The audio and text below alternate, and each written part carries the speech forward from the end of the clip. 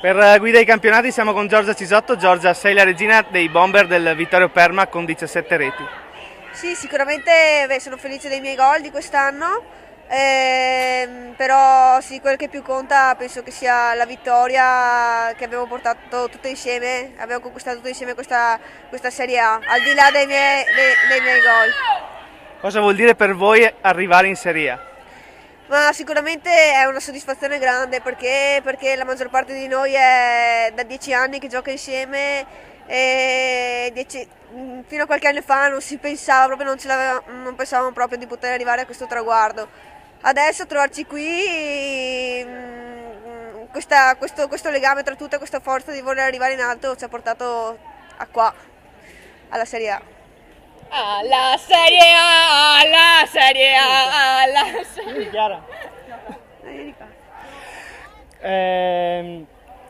Un campionato da record, 77 gol se non sbaglio, fatti, non è da poco. No, sicuramente non è da poco, abbiamo quest'anno anche il nuovo acquisto che ha fatto la società dei Margherita Zenon sicuramente ci ha dato tanto una mano. Appunto, grazie anche a lei siamo riusciti a segnare così tanti gol e grazie comunque a una squadra che ha capito le nostre qualità, riesce a servirci dei palloni che possiamo finalizzare al meglio, insomma. È sempre un lavoro di tutta la squadra, parte da dietro, i gol non partono da noi, insomma. Hai detto la parola giusta, quest'anno avete vinto con la squadra. Sì, penso che il segreto di questa squadra sia proprio l'unione e la voglia di remare tutte nella stessa direzione.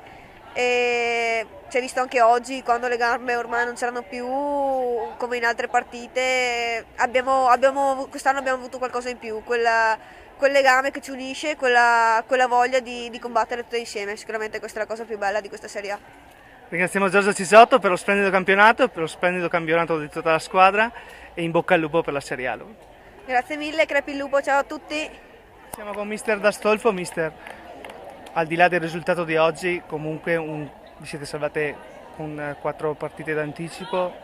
Un commento generale sul vostro campionato.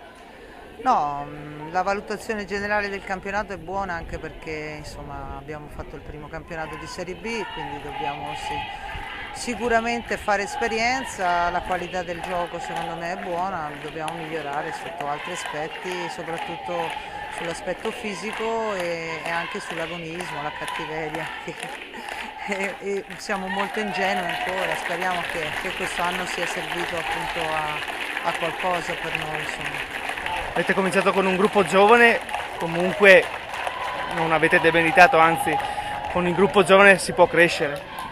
Assolutamente, questo è un gruppo giovane che poi strada facendo è diventato ancora più giovane perché oggi avevamo 4 2000 in rosa, un 2000 in campo già da diverse partite, un 99 in campo da diverse partite, 98, 97, per me questa squadra ha un grande futuro, ho visto le ragazze oggi demoralizzate.